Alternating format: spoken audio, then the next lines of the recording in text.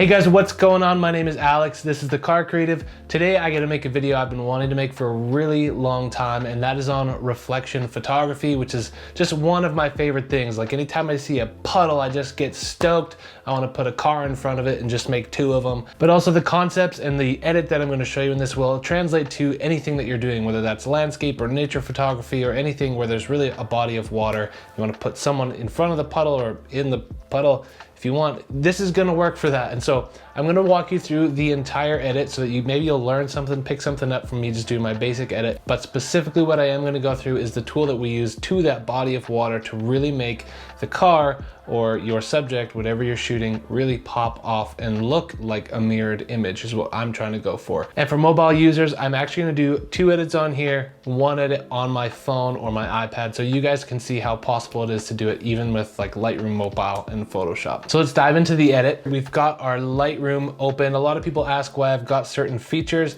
This is the Lightroom Classic, the desktop version. Sometimes other people are using the Lightroom CC version. This one gives you a few more options than the other ones. So the first thing that I want to do is I want to hit R, and that opens our crop tool, and I want to make sure that this looks as level as possible. So we're going to start by adding a little bit of exposure, making sure our whites, our highlights aren't popping off too much.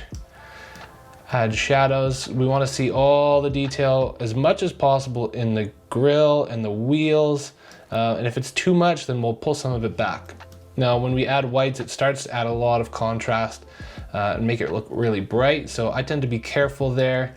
Blacks, you always hold Option, click, and then you drag down. Then you can see what's all the way dark and what's not. So I tend to try and keep that as exposed as possible. Blacks and dehaze. Now, specifically with reflection photography, dehaze is gonna work really, really well for us, but blacks and dehaze work together. So again, if you hold Option and dehaze, you can see it as I add dehaze, which is gonna make our reflection look a lot better. Adding dehaze makes the blacks darker. So then we can go back into our blacks, drag them back up, make sure we have no lost details. So that's one thing to note. Dehaze, blacks really work together to add a ton of contrast. Now we don't need to add too much dehaze because we're gonna fiddle with that in the puddle a little bit later. All right, so what I personally like, my style, I really like to desaturate the image to the point where it looks really cool, really badass.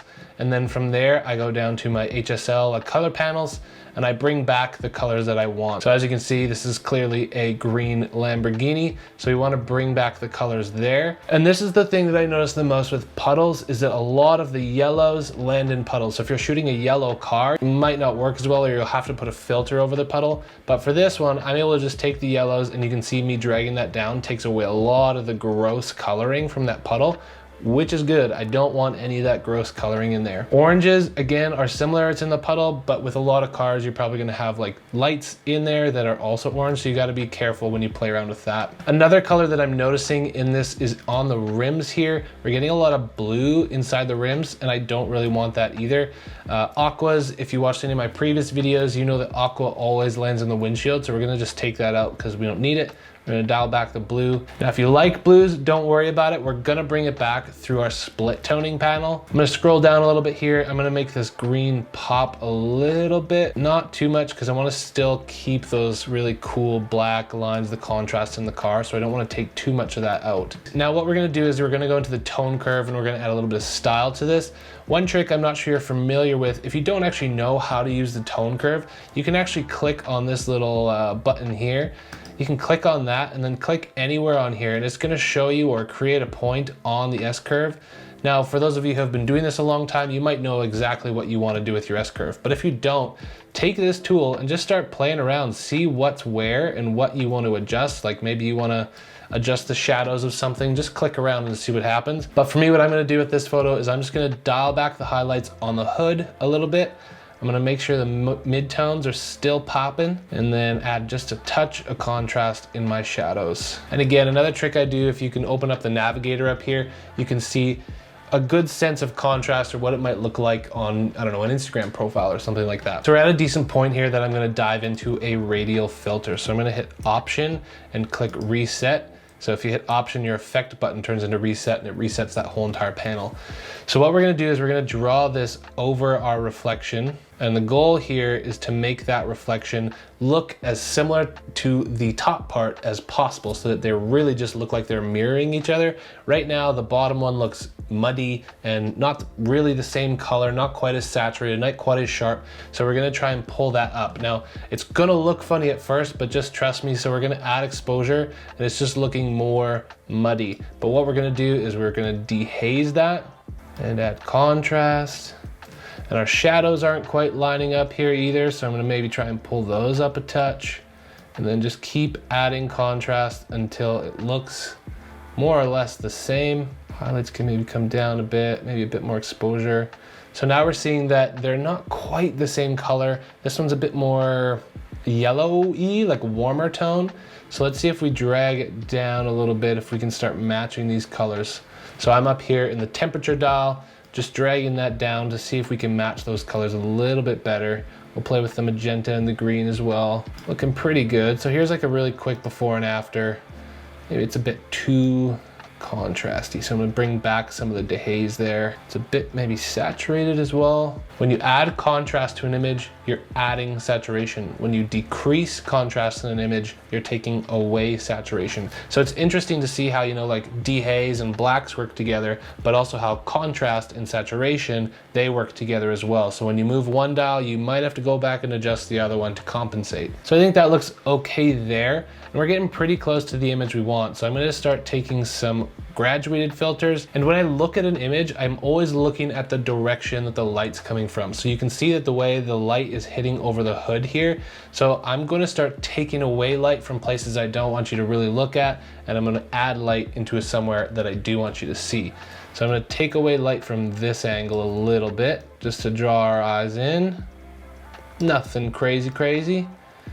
We're gonna take away light from the bottom here. Again, nothing too crazy. We just wanna make sure that we're drawing our attention to the middle. And then let's see if we add like a little bit of a light flare here, that will do. I don't wanna do anything too intense, but add a bit of dynamics to the shot. Not that it's not dynamic enough with the reflection, but we'll see what that does. Add a little bit of contrast so it doesn't come in too crazy. And that's the before and after there. Okay, so we're getting to like a really clean looking image. The reflection is popping off. Looks pretty well the same as the top layer. Now, I was talking to you about the blues earlier, so this is where I go down into my split toning. I really like to have 35 on the top, I add 10, and I add 220 to the bottom, and I add 10. These are the colors of my Instagram page, essentially. Then from here, I tend to either go warmer, if it's a nice hot day, or bring the balance down, because I just love this like blue steely tone. So when I drag the balance of that split toning down, it really gives me that kind of like blue steel. I'm not gonna do the face. I'm not doing the blue steel face. Really tempted, but I'm not doing it. So we got this blue steely look here. We're gonna add masking to our sharpening when you do this. So if you hold Option on the masking tool, you can see exactly what you're sharpening. We don't want to sharpen too much, just the edges, just the things we want to pop. And there we go. Now I am seeing a little bit of noise in this image, so I'm going to do a little bit of noise reduction, see where that leaves us. All right, so from here, this is the before and after. You can see that the image underneath is really popping off now. Looks a lot better. And also you've seen a few of the steps that I take when trying to just make an image come to life. The last thing I would do, and this is kind of what's frustrating about reflection photography, is it adds double the work. If you come in and add a brush, you often want to do dodging and burning. So like the tires, for example, or these carbon fiber bits that are on the car here, I want to really try and accent those and bring them out. When you're doing reflection photography, you've got double the work because you're trying to bring out details on the top and the bottom as well. So you just paint in the wheels here, and I'm not going to show you the whole bit. I'm just going to paint this in, but you guys get the gist of trying to bring out the details. So here we go. This is the before and after of a little bit of dodging. Now I'm going to go in and I'm going to do a little bit of burning, so taking away light just to accentuate some of the sharp features of the vehicle. So like there's an aggressive line there, aggressive line here. There you go. So there's a really, really clean, very subtle dodge and burn to the car as well. And that's more or less our final step for this image. This is the complete before and after. So if you hit L on your keyboard, it puts you into like this dark mode so you can see just that photo. Hit L again, you come back to here. So I like to hit L, and then / on your keyboard also gives you that before and after look. So there you have it. That's the before and after of this reflection car. So let's hop on to the next one as well. Funny enough, this was the first, or one of the first photos for me that really kind of like happened on Instagram. It was the first one that people liked. It was the first one that McLaren 70S on Instagram actually reposted for me. As well, this guy I reached out to on Instagram, and he brought out like 5 of his supercar friends, which made this shoot really possible and made it a great time. So I'm gonna do the basic adjustments really quick on this one, and then we'll dive in to that reflection itself, and I'll show you how we make that pop. If you wanna save your highlights, for example, but you feel like it's taking away the brightness of your image, you can save your highlights, so we'll bring the clouds back, but you can come down to your S curve, your tone curve, and bring kind of that upper half, this upper 75 percentile here, bring that up so you can add brightness while still retaining kind of the details in the clouds. That's one way you can do it. So I want to add a little bit of brightness, but really make sure those clouds aren't blown out.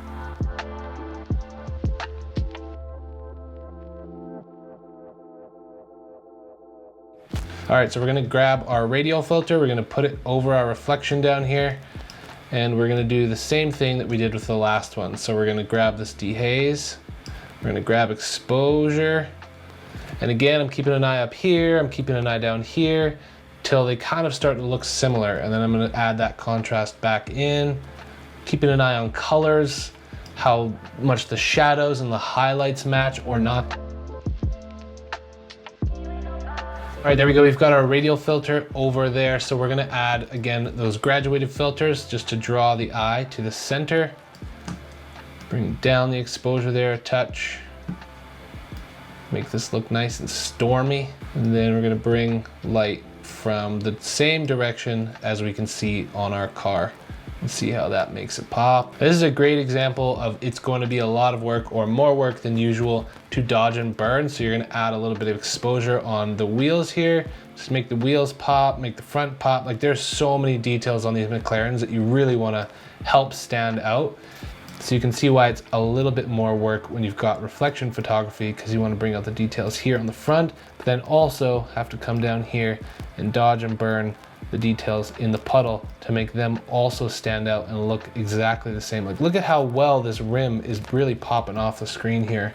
All right guys, there you have it. There is a really quick before and after, trying to really make this McLaren pop. There's a really quick look at how I edit my reflection photography. I just think it's so fun to be able to see those images mirrored, and I just think it makes it really stand out on Instagram. These tend to do quite well for me, so if you guys see puddles, park your cars in front of them. People just tend to like seeing these two images. I am going to continue this video forward, so for mobile users, if you want to see how to do this edit on your mobile, stay right here because we're going to keep going and I'll show you how to edit that Ford Focus RS on your mobile tablet. In my last video where I showed you guys how to find cool car locations, I created a preset with that Toyota Tacoma, so you guys can go get that. It's on sale, link down below, and it will be usable for both Lightroom desktop versions and the mobile versions as well. So let's hop into the mobile edit. All right guys, if you have made it this far in the video, I want to say thanks again. It means so much. If you guys are hardcore like mobile users of Lightroom,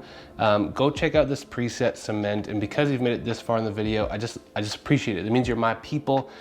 So go, I'll put the preset code right here. You guys can go download that for $1. It's on for 50% off already, but because you guys are here and you're hardcore mobile users, this preset is for you. As well, I'm gonna leave all the raw photos that I edited in this video. I'm gonna put them in a folder. You guys can download the raws in a link below and try out editing these reflection photos for yourself. So diving into this edit, I'm gonna give you kind of an overview. I've already done all of the edits here, but I'm gonna walk you through what I've done on the mobile version here. So you can see exposure, contrast, highlights, shadows, whites, blacks, and it's really cool what you can do on the mobile as well. It's like, let's say you're going to adjust your blacks meter here and you're dragging it back and forth. If you put your other finger on the screen and then you drag your blacks back and forth. This is the same as like hitting Option in your computer, so you can see when you're actually crushing your blacks. So if you want to keep your blacks not crushed, that's the way to do it. Similar with your whites, if you want to see if you're blowing out your whites, you just hold your other finger down and you can drag that around till you have a sufficient amount of highlights and blacks. Okay, going into the color panel, you can see I desaturated a little bit. It looks like I did a little bit with the warmth here as well. Any selective colors, you can see what I did here in the color mix. You can see I'm taking out the saturation in the yellows because it always lands in the water. And in this one, we didn't have too much orange going on, so I made sure to take those out as well because the water here was really muddy. So we're taking all of that out as well in our color mixer. Then down into our effects, you can see I'm using dehaze because we want to make sure that that water is kind of getting the contrast back. Going into the split toning, you can see I kind of do my standard stuff there, 35, 220, and then figure out the balance as much as I want there. Into the details panel, sharpening's pretty standard, and then I up my masking because masking makes sure that you just are sharpening the part that you want, which we went over earlier. Nothing in the optics and geometry, which is great. So this is where we're gonna go into our selective, which is this button right here. So you can see that I did a radial filter here over the car and the adjustments that I did over that. So I'm adding exposure, contrast, bringing down my highlights, upping the shadows a little bit. Contrast helps a lot to make sure that that filter kind of sits more naturally. This button over here is kind of your feather, so you can feather that up and down to make it as much or as little noticeable as you want.